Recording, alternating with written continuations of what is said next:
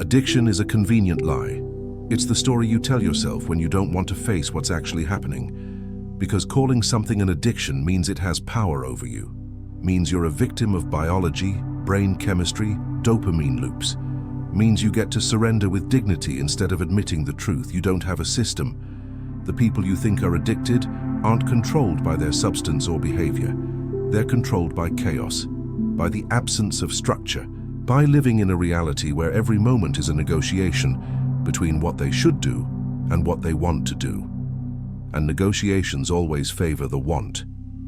The samurai understood something about human behavior that modern psychology keeps missing. Freedom doesn't come from eliminating the thing. It comes from replacing random impulses with deliberate systems, from transforming want into irrelevance through the construction of unbreakable daily patterns.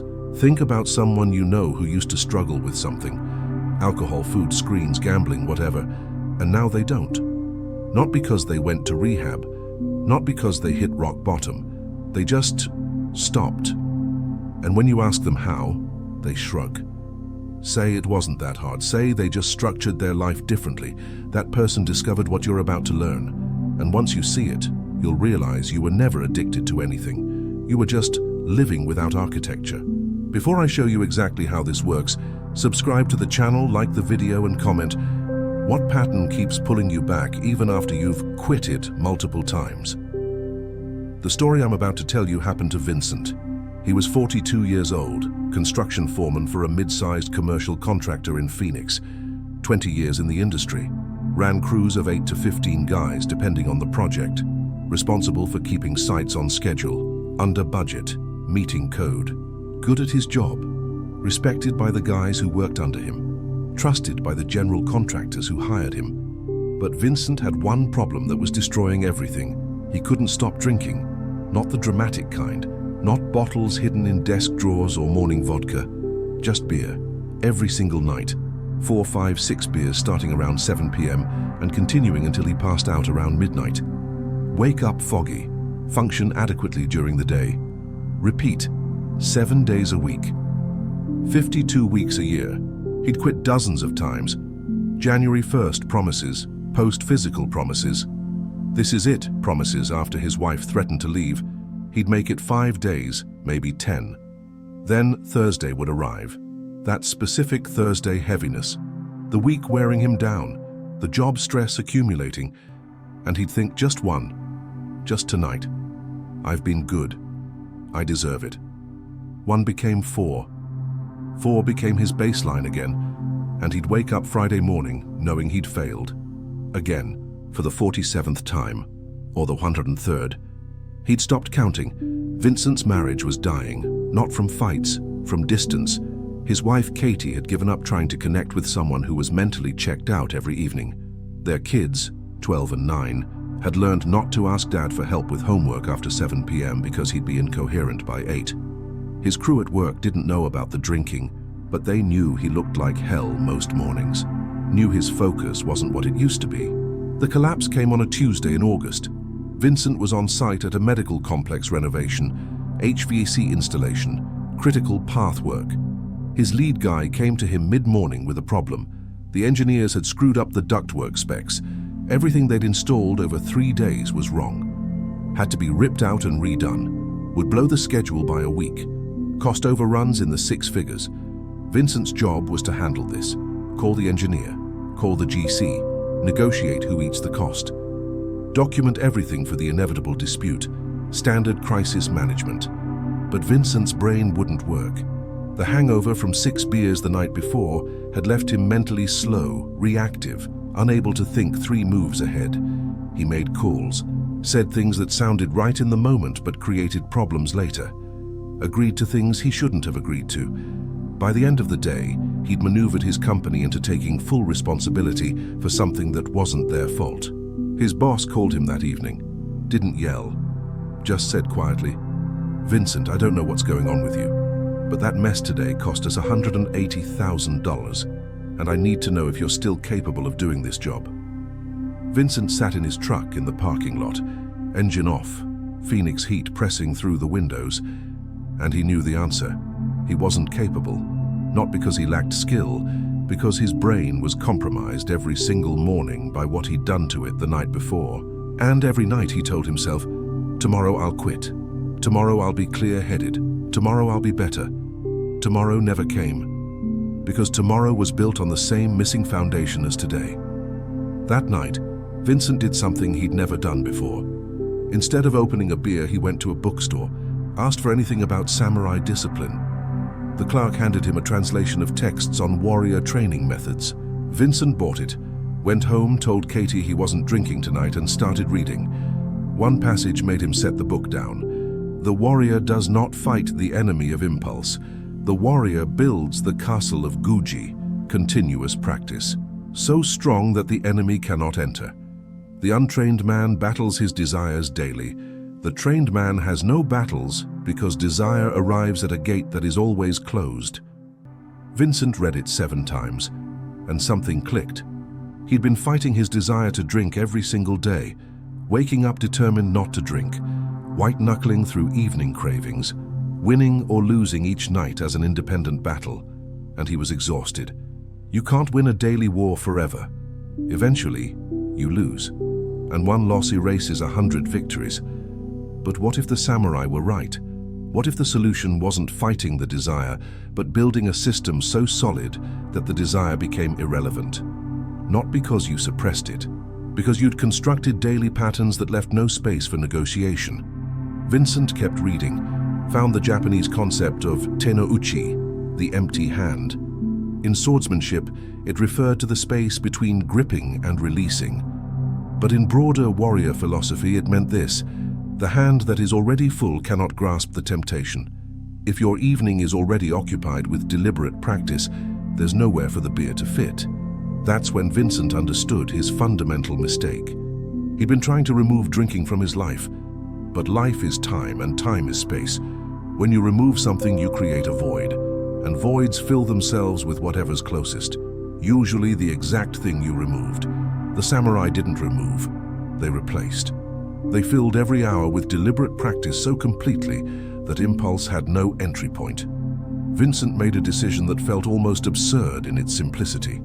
He would build one unbreakable evening routine, not a complex system, just one sequence that would occupy the exact time slot where drinking lived. 7 p.m, shower, not a quick rinse, a full 15-minute reset, hot water, mental transition from work to home. 7:20 p.m, dinner preparation. Even if Katie had already made food, he'd make tea, cut fruit, set the table properly, make the meal ceremonial instead of functional.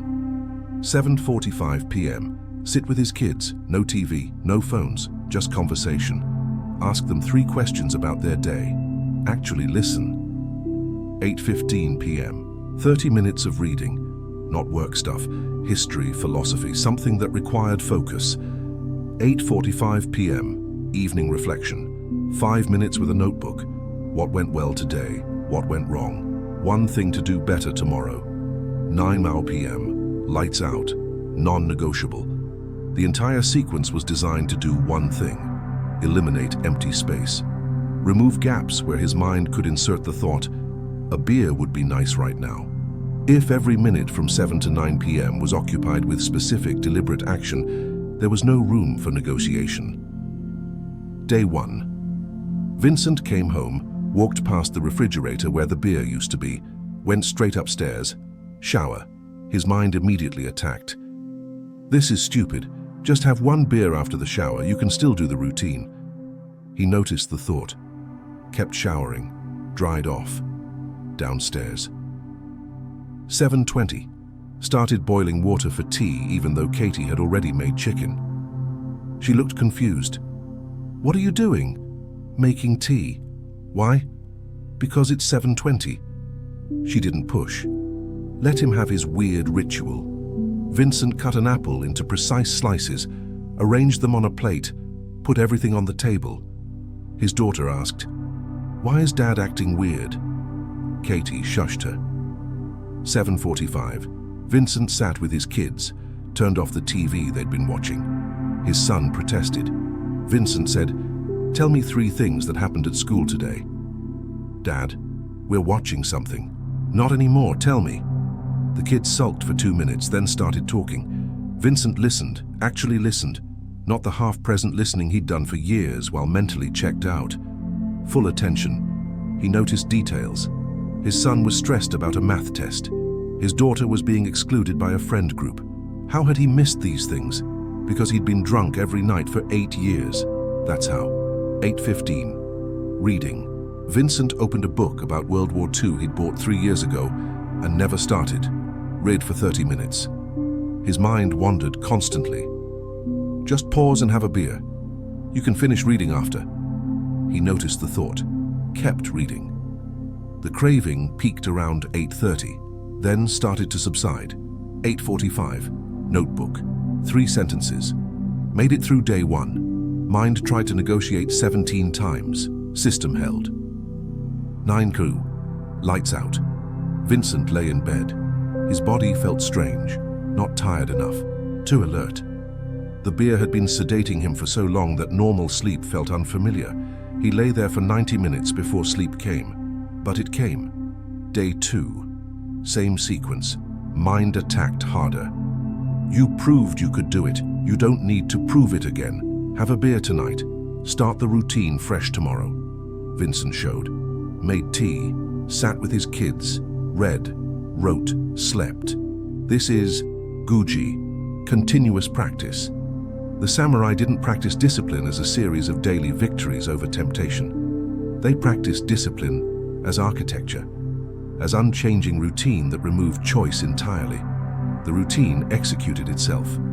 Your job wasn't to be strong. Your job was to follow the pattern. Day 7. Vincent's body had adjusted to sleeping without alcohol. Woke up clearer than he'd been in a decade. Got to the job site early. Walked through the work before his crew arrived. Noticed things he'd been missing for months.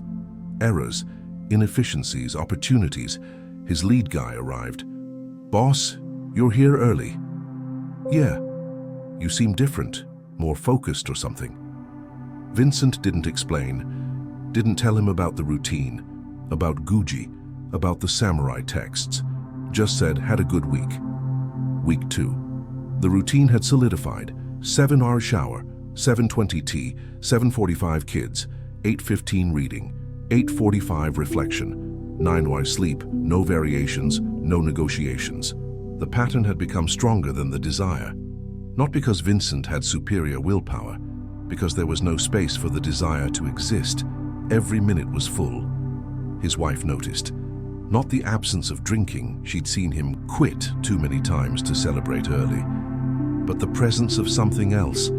He was actually there in the evenings, engaged with the kids, reading instead of staring at his phone, going to bed at a reasonable hour instead of passing out on the couch. What's different? She asked one night. I built a system.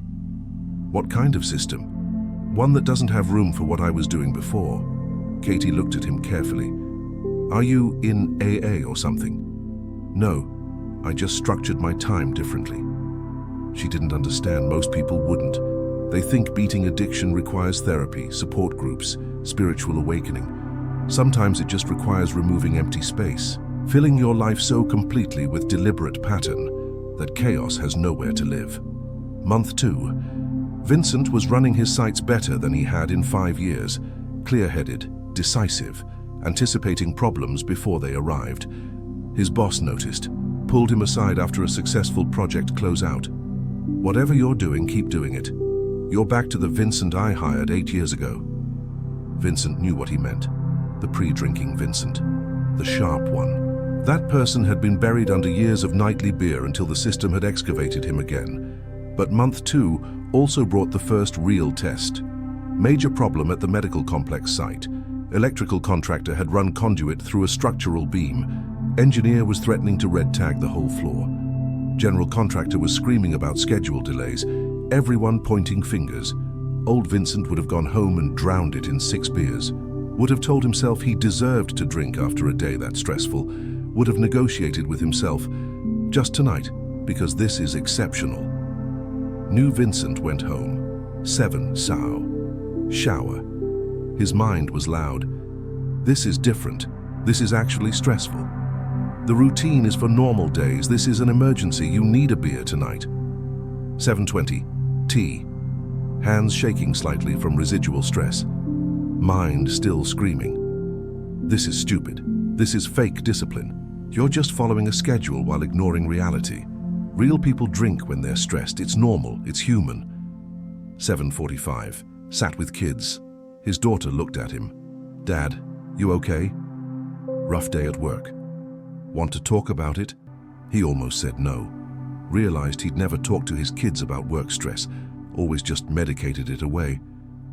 Yeah, let me tell you what happened. He explained, in kid-appropriate terms.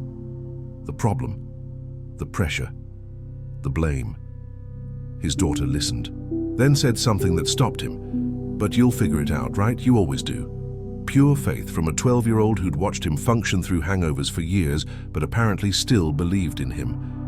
Vincent felt something crack open in his chest. 8:15 reading. Couldn't focus on World War II tonight. Opened the samurai text instead.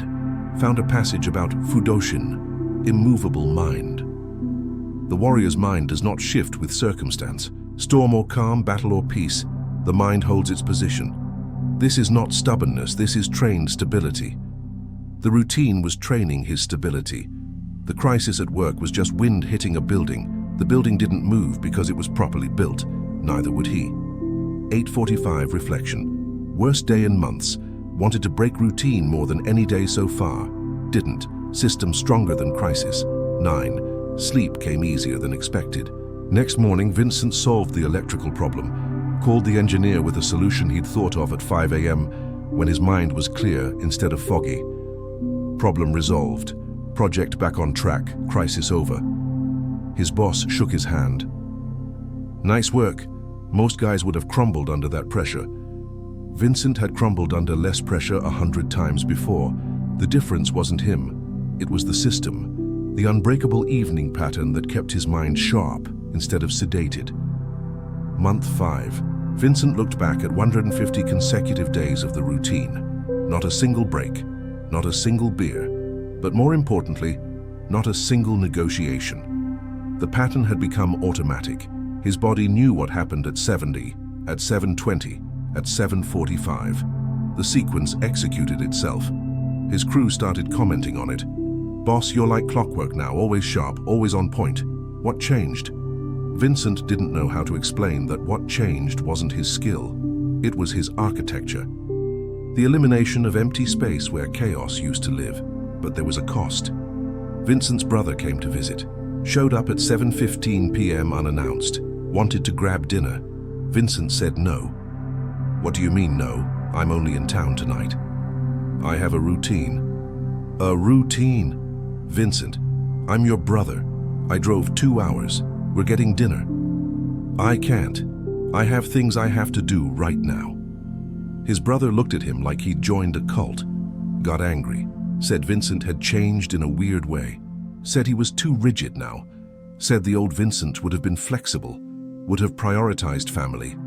Old Vincent would have also been drunk by 8:30 and barely present for the conversation. But his brother didn't know about the drinking.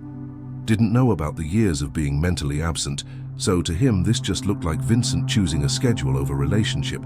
His brother left angry. Hasn't called since. That was the price. Belonging. Some people can't accept someone who operates by unbreakable pattern. They interpret structure as rejection. Month 7. Vincent's company offered him a promotion. Project manager. Office job. More money. Less physical work. Standard career progression for a successful foreman. He turned it down. His boss was confused. Why? This is the obvious next step. Because the job would break my routine. Your routine? I need to be off-site by 6 p.m. PM role means meetings until 7, 8 p.m. sometimes. That doesn't work for me. Vincent, we're talking about a $20,000 raise. I understand. I'm still declining. His boss thought he was insane. Katie thought he was self-sabotaging. His friends thought he was afraid of success. None of them understood. The routine was more valuable than the promotion. The system that kept him functional was worth more than the status of the new title. The samurai would have understood. Guji over glory.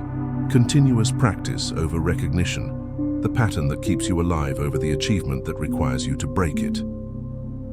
Month 10. Vincent sat in his truck after work, 5:47 p.m., 13 minutes until he needed to be home to start the routine. He thought about the guy he'd been 10 months ago, the one who'd make it 3 days sober then collapse, the one who'd negotiate with himself every single night, the one whose life was controlled by the absence of structure.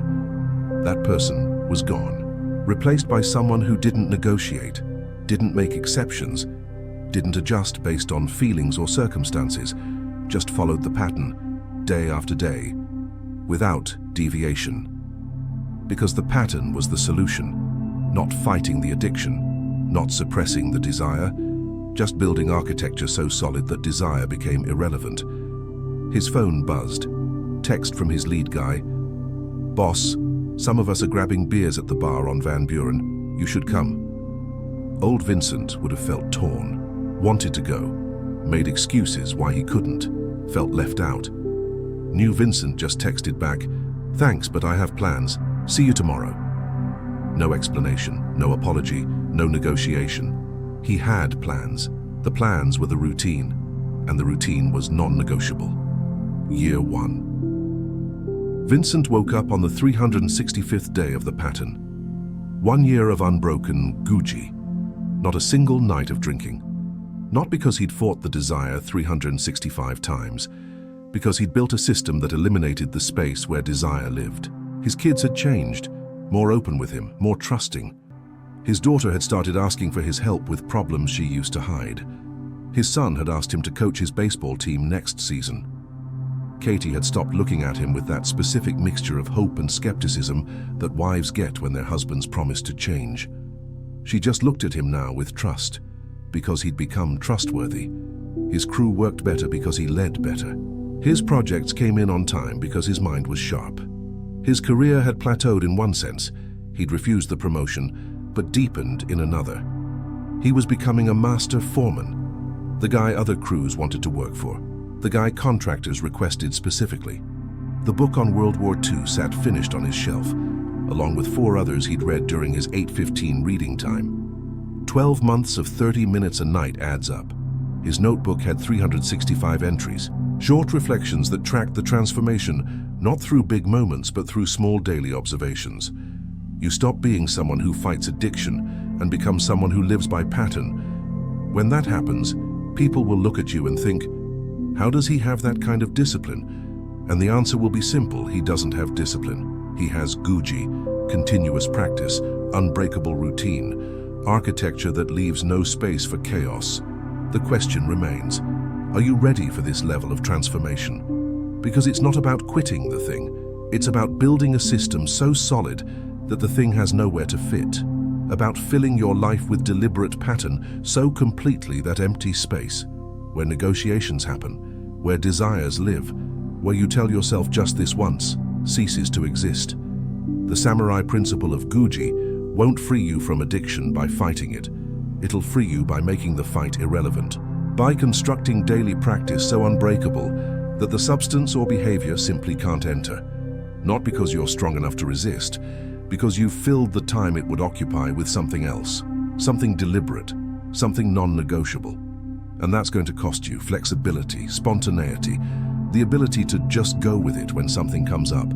People will call you rigid, obsessive, extreme. They'll say you've lost your humanity, your fun, your ability to relax. What they won't see is what you've gained: freedom from the daily war, clarity, reliability, the ability to show up for the people who matter instead of being mentally absent every evening. The self-respect that comes from finally becoming someone whose actions match their words.